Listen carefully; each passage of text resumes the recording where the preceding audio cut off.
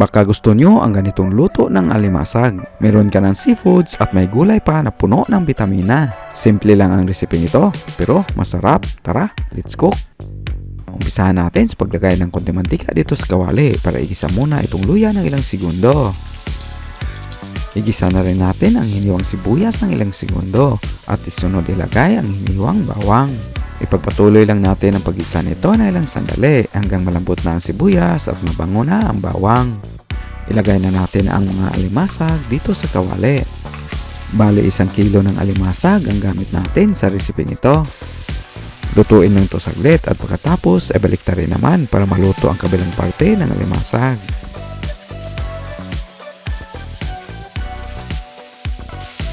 Lagyan ng fish sauce at igisa ito saglit para manuot ang panimpla. Lagyan na natin ito ng gata. Mas masarap pag ang gamit yung gata ay galing sa fresh na niyog. Ilagay ang kalabasa once nagsimula ng kumulo ang liquid. Takpan ang kawali at isimmer ito sa katamtamang apoy for 3 to 5 minutes. Pagkalipas ng ilang minuto ay buksan natin ito para ilagay naman ang hiniwang sitaw.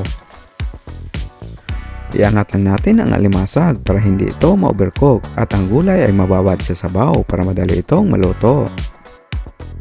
Timplahan natin ito ng ground pepper at salt to taste. Nilagyan din natin ng konting MSG para mas lalong sumarap ang ating niluto. Haluin lang natin to para madaling ma-distribute ang ating pampalasa.